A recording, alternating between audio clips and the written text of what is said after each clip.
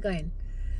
So, a pain point that we may have after experiencing trauma or abuse from childhood is the fear of rejection or abandonment.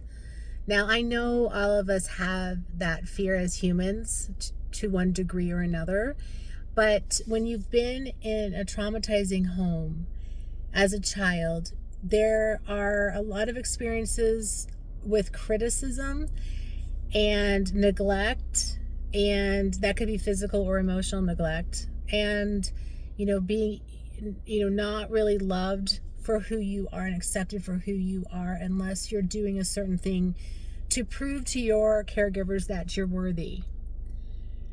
And I'm going to say this, and I know that some people will really understand it, and some people will think they understand it, and some people will not believe it at all, but it's true. You are worthy because you exist. Okay? The fact that you exist makes you a worthy being. Okay?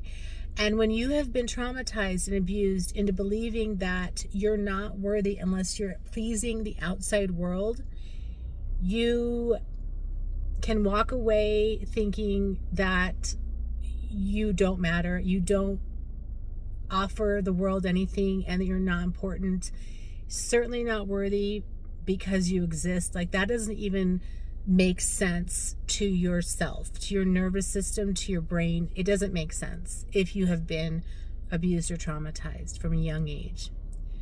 But I'm here to tell you that you can heal that and change that. You can become a person who knows their worth inherently without needing the external validation of anyone else in this world. And that is freedom.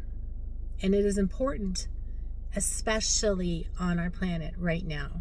I'm just serious about this, because if you know your inherent worthiness and you know that you can walk into any space and place and be who you are without apologies, and I'm not saying go around offending people on purpose. I'm saying when you love yourself, you won't be trying to hurt anyone. You'll just be yourself without apologizing. And when you can do that, then A, you give other people permission to do it as well, and B, you're free because you know your worth. But if you were traumatized and abused and you were taught, conditioned, programmed to believe on a subconscious level that you're not worthy unless you're doing X, Y, and Z for A, B, and C, you're going to think that you have to keep performing for people in order to be loved.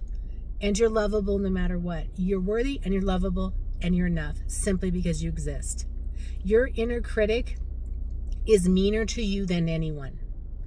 We need to work with the inner critic and help it and change the way you think about yourself so that you know that you're lovable and worthy, and nobody can take that away from you, because when you tell yourself bad things and when you tell yourself good things, you believe it more than anyone.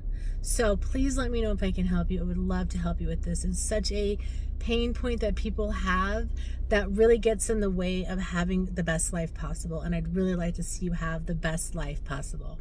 Okay? Bye.